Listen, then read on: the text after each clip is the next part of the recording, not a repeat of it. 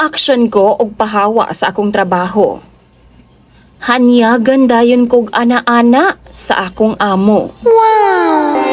Kining akong kaagi DJ Sam, ambot lang mao gyud ni yata ang ginahandom sa uban.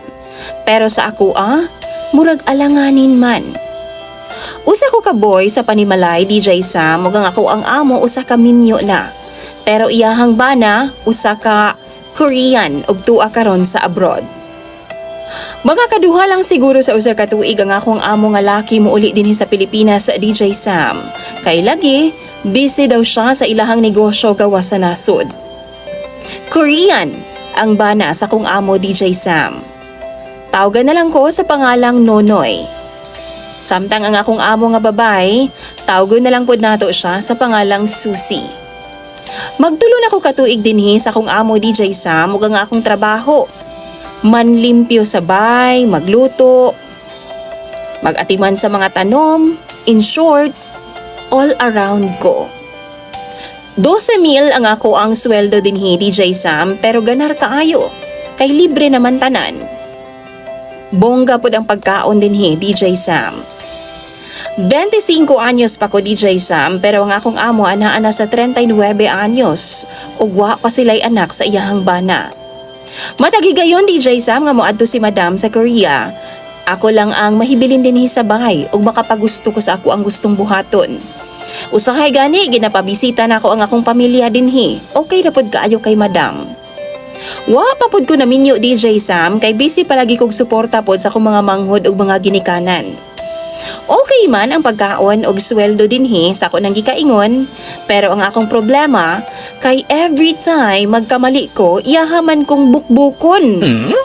Parehas tong higayon nga suko kay siya nako DJ Sam kay nangugah ang iyang mga tanom. Kay lagi nakalimtan ako bisbis tulo ka adlaw, tapos init kaayo DJ Sam. Iyahang gituslok ang akong mata DJ Sam o gilaparo ko. Sakit kaayo. Maong tungod ni adto nananghid ko nga mopahawa na lang. Apa naghubo ba naman siya sa akong atubangan DJ Sam? Ug iya kong giingnan nga tirahon nako siya. Dili lang daw ko mopahawa. Dili gyud unta ko mopatol DJ Sam pero kay gipugos man ko niya. Ug siya jud ang naguna-una og maneho. Maong nada na lang gyud pud ko. Sunod nga higayon, nangamatay ang iya mga isda sa aquarium DJ Sam kay nakalimtan ako balik og saksak ang oxygen. Gikulata ko niya DJ Sam ug humani adto nangayo siya sorry nako. Pagkagabi gikamang ko niya sa kwarto. Gipaana-ana jud ko niya tibuok gabi DJ Sam. Wow! Pero sakit kaayo nga akong kalawasan kay gikulata lagi ko niya. Nabunog jud in taon ko DJ Sam. Mautong nananghid na jud ko nga mopahawa na gyud. Apan again, naghubo na po siya sa akong atubangan. Ug naa na po joy nahitabo namong duha. Tao lang pod ko DJ Sam, mao nang matintal pod in taon ko ni ma'am kay lamion baya pod siya. Mao nang naglibog jud ko karon sa akong sitwasyon. Kung kamo ang naa sa akong kahimtang, mupahawa na lang ba mo or magpabilin? Samot na karon, nagihanyagan ko niya og dugang 5,000 sa akong buwanang sweldo.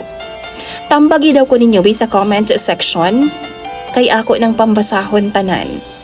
Imong follower DJ Sam, Nonoy.